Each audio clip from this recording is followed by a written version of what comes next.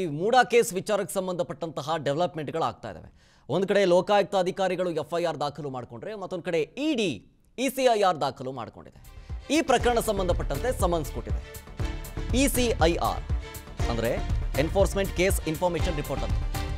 ಇದನ್ನು ದಾಖಲು ಮಾಡಿದ ಮೇಲೆ ಸಮನ್ಸ್ ಕೊಟ್ಟಿದೆ ದೂರದಾರ ಸ್ನೇಹಮಯಿ ಕೃಷ್ಣಗೆ ವಿಚಾರಣೆಗೆ ಬನ್ನಿ ಅಂತ.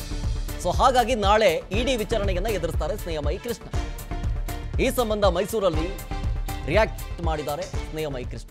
ಮೂಡಾದಲ್ಲಿ ಸಾವಿರಾರು ಕೋಟಿ ರೂಪಾಯಿ ಹಗರಣ ಆಗಿದೆ. ಈ ಕಾರಣಕ್ಕೆ ಜಾರಿ ನಿರ್ದೇಶನಾಲಯಕ್ಕೆ ದೂರು ಕೊಟ್ಟಿದ್ದೆ. ನಾಳೆ ಹೋಗಿ ಮತ್ತಷ್ಟು ಮಾಹಿತಿ ಕೊಡ್ತೀನಿ. ಇಡಿ ಸಮನ್ಸ್ ಬಗ್ಗೆ ಲೋಕಾಧಿಕಾರಿಗಳಿಗೆ ಕೂಡ ತಿಳಿಸಿದ್ದೀನಿ ಅಂತಂದ್ರು. ಇದ್ರ ಬಗ್ಗೆ ಸ್ನೇಹಮಯಿ ಕೃಷ್ಣ ಅವರು ವಿಸ್ತಾರ ನ್ಯೂಸ್ ಜೊತೆಗೆ ಮಾತನಾಡಿದ್ದಾರೆ. ಬನ್ನಿ ನೋಡೋಣ.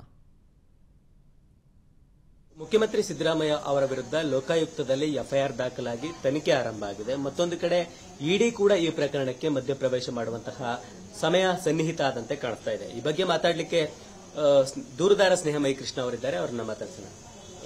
ಮುಂದಿನ ಪ್ರಕ್ರಿಯೆಗಳು ಏನೇನು ಸರ್? ಈಗ ನಾಳೆ ವಿಚಾರಣೆ ಹಾಜರಿಗೆ ಇಡಿ ನೋಟಿಸ್ ಸಮನ್ಸ್ ಜಾರಿ ಮಾಡಿದ್ದಾರೆ.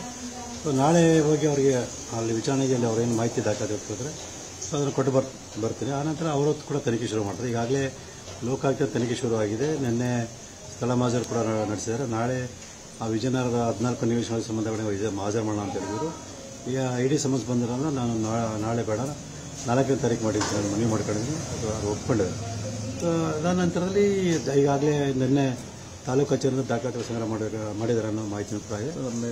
ಹೀಗಾಗಿ ಎಲ್ಲ ತನಿಖೆ ಪ್ರಕ್ರಿಯೆ ಏನಿದೆ ಮುಂದೆ ಆಗ್ತಾ ಹೋಗ್ತದೆ. ಓಕೆ, ಅಂದ್ರೆ ನಿನ್ನೆ ಸ್ಥಳ ಮಹಜರು ಮತ್ತು ರಾತ್ರಿ ತಹಸೀಲ್ದಾರ್ ಅವರ ಕಚೇರಿಯಲ್ಲಿ ಅಧಿಕಾರಿಗಳು ತನಿಖಾಧಿಕಾರಿಗಳು ಚರ್ಚೆ ನಡೆಸಿರೋದು. ಅದರ ಓವರ್ ಆಲ್ ಔಟ್ಪುಟ್ ಏನು ಸರ್? ಈಗ ನನ್ನ ಆರೋಪಪೂರ್ವಕವಾದ ಸಾಕ್ಷ್ಯಗಳು ಸಾಕಷ್ಟು ಸಿಕ್ಕಿದೆ ಸರ್. ನಿನ್ನೆ ಸ್ಥಳ ಮಹಜರು ಮಾಡ್ಕೊಂಡ ಸಂದರ್ಭದಲ್ಲಿ ಏನು ಶ್ರೀಮತಿ ಪಾರ್ವತಿಗೆ ಸೇರಿದಂಥ 3 ಎಕರೆ 16 ಗುಂಟೆ ಆಯಿತು. ಆ ಜಾಗದಲ್ಲಿ ಉದ್ಯಾನವನ ಇರೋದು, ನಿವೇಶನ ರಚನೆ ಮಾಡುವಂಥದ್ದು, ಒಳಚಂಡಿ ಮಾಡುವಂಥದ್ದು ಎಲ್ಲ ಮಾಹಿತಿ ಸ್ಪಷ್ಟವಾಗಿ ಕಂಡು ಬಂದಿದೆ.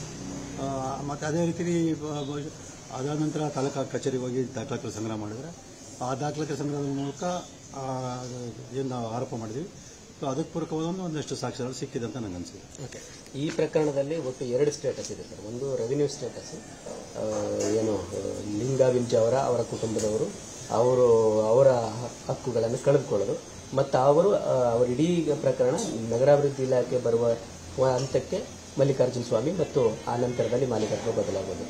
ಕಂದಾಯ ಇಲಾಖೆ ಸ್ಟೇಟಸ್ ಅಲ್ಲಿ ಏನೇನು ಆರೋಪಗಳಿದೆ ಸರ್? ಸುಳ್ಳು ದಾಖಲೆ ಸೃಷ್ಟಿ ಮಾಡಿದೆ ಸರ್. ಮೊದಲನೇದಾಗಿ 1968ನೇ ಇಸ್ವಿಲಿ ಏನು ಈಗ ದೇವರಾಜು ಇದ್ದಾರೆ, ಆ ದೇವರಾಜು ಮತ್ತು ಅವರ ಇನ್ನೊಬ್ಬ ಮೊದಲನೇ ಅಣ್ಣ ಮಲ್ಲಯ್ಯ ಅವರು ಮಧ್ಯದ ಮಗ ಮೈಲಾರನಿಗೆ ಒಂದು ಹಕ್ಕು ಕಲಾಸ ಪತ್ರ ಬರ್ಕೊಂಡಿದ್ರು.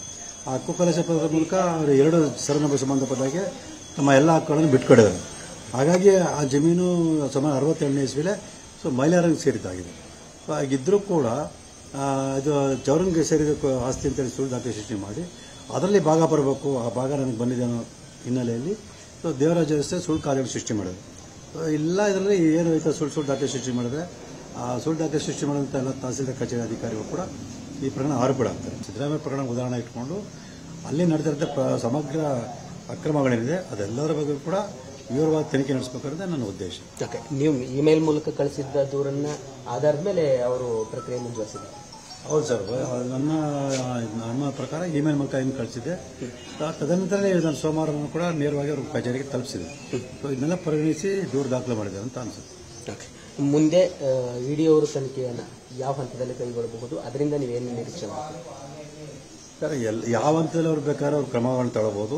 ಸೊ ನಾನು ಎಲ್ಲ ತನಿಖಾ ಸಂಸ್ಥೆ ನಿರೀಕ್ಷೆ ಮಾಡೋದು ನಿಷ್ಪಕ್ಷಪಾತವಾಗಿ ತನಿಖೆ ನಡೆಸಿ ಆ ಪ್ರಕರಣ ಸತ್ಯವನ್ನು ಎತ್ತಿ ಹೇಳಿದ್ರೆ ಯಾರು ತಪ್ಪು ಮಾಡಿದರೆ ಅವರಿಗೆ ಶಿಕ್ಷೆಯನ್ನು ಕೊಡಿಸಿ ಅನ್ನೋದು ನನ್ನ ಮನವಿ.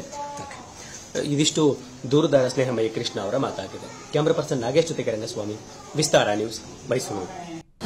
ಅನುಕ್ಷಣದ ಸುದ್ದಿಗಳಿಗಾಗಿ ವಿಸ್ತಾರ ನ್ಯೂಸ್ ಯೂಟ್ಯೂಬ್ ಚಾನೆಲ್ ಸಬ್ಸ್ಕ್ರೈಬ್ ಮಾಡಿ. ಹೊಸ ಸುದ್ದಿಗಳ ನೋಟಿಫಿಕೇಶನ್ಗಾಗಿ ಬೆಲ್ ಐಕಾನ್ ಕ್ಲಿಕ್ ಮಾಡಿ. ಲೇಟೆಸ್ಟ್ ಅಪ್ಡೇಟ್ಸ್ಗಾಗಿ www.vistaranews.com ವೆಬ್ಸೈಟ್ಗೆ ವಿಸಿಟ್ ಮಾಡಿ. ಅಂಗೈಯಲ್ಲೇ ಜಗತ್ತಿನ ಸುದ್ದಿ ತಿಳಿಯಲು ವಿಸ್ತಾರ ನ್ಯೂಸ್ ಕನ್ನಡ ಆಪ್ ಡೌನ್ಲೋಡ್ ಮಾಡಿ.